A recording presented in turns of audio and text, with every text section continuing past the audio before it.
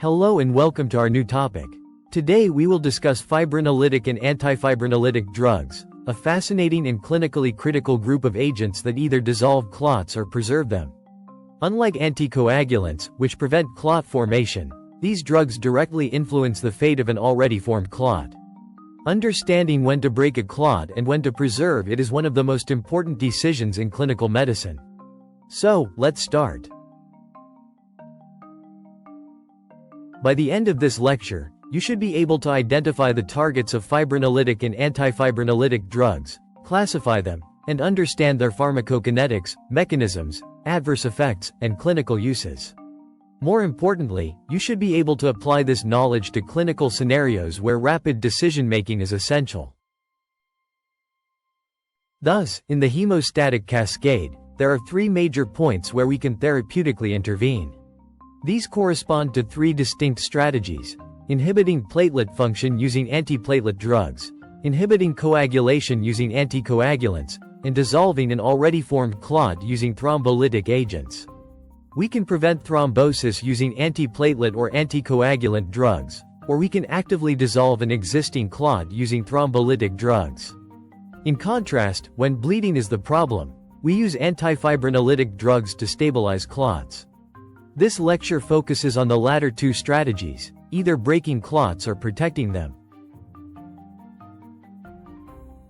The fibrinolytic system revolves around the conversion of plasminogen to plasmin, which then degrades fibrin into fibrin degradation products. This process is tightly regulated under physiological conditions. Pharmacologically, fibrinolytic drugs accelerate this conversion, while antifibrinolytic drugs inhibit it, allowing us to manipulate the balance between clot dissolution and clot preservation. This slide summarizes the two opposing groups of drugs. Fibrinolytic agents, such as tissue plasminogen activator and streptokinase, digest fibrin clots and restore circulation, making them essential in acute vascular occlusions. On the other hand, antifibrinolytics such as tranexamic acid and aminocaproic acid prevent clot breakdown, favoring hemostasis in bleeding conditions. The key concept here is that these drugs are physiological opposites.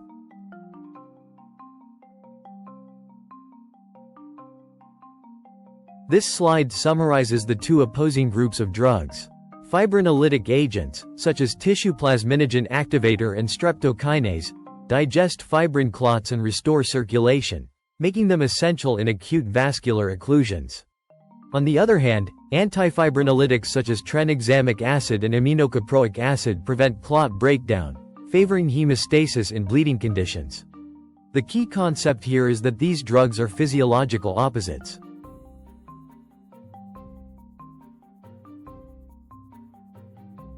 Fibrinolytic drugs include tissue plasminogen activator and its analogues, such as alteplase and tenecteplase, as well as older agents like streptokinase and urokinase. These drugs are primarily used in acute thrombotic emergencies such as STEMI when PCI is unavailable, acute ischemic stroke within a narrow time window, and massive pulmonary embolism. Their major adverse effect is bleeding, which can be life-threatening, particularly intracranial hemorrhage. This table highlights important differences among fibrinolytic agents. Alteplase is fibrin-specific and is the drug of choice in acute ischemic stroke. Tenecteplase has a longer half-life and can be given as a single bolus, making it convenient in STEMI. Streptokinase is less specific and antigenic, meaning it cannot be reused due to antibody formation. Clinically, this table helps us choose the right agent based on the scenario, availability, and patient factors. Fibrinolytics carry a high risk of bleeding, and therefore contraindications are critically important. Absolute contraindications include active internal bleeding, hemorrhagic stroke, recent major surgery, intracranial tumors, and severe uncontrolled hypertension. Relative contraindications include pregnancy, peptic ulcer disease, and concurrent anticoagulant use. Before administering thrombolysis, a careful risk-benefit assessment must always be performed. This slide integrates fibrinolytic therapy into clinical decision-making. In acute ischemic stroke, Thrombolysis is considered only within 4.5 hours of symptom onset. In pulmonary embolism, thrombolysis is reserved for hemodynamically unstable patients, while stable patients are managed with anticoagulation.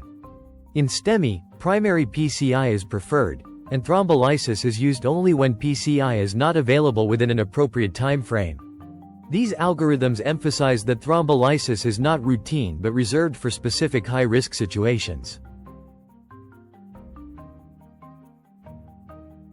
Antifibrinolytics such as tranexamic acid and aminocaproic acid inhibit plasminogen activation and prevent fibrin degradation.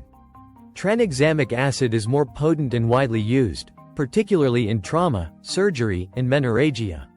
Its role in trauma is especially important, as early administration has been shown to reduce mortality. These drugs are therefore essential in situations where bleeding must be controlled rather than clots removed.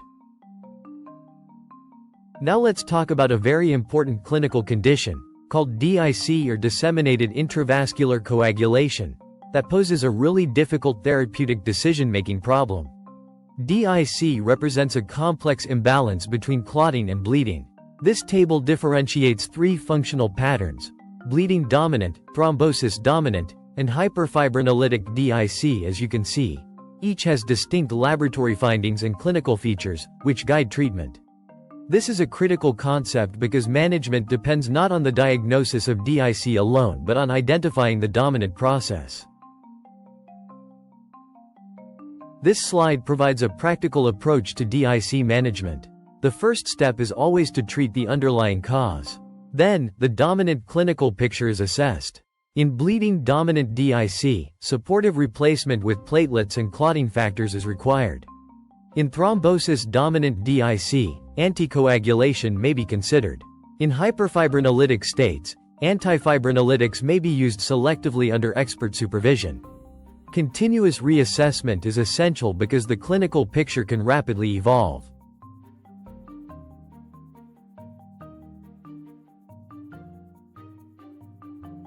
This slide integrates the entire concept into a unified framework.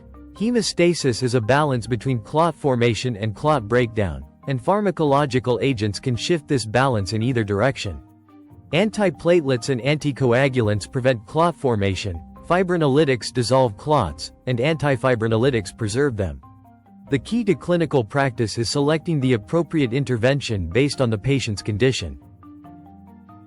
Thanks for watching. Don't forget to like, subscribe, and share. Happy learning!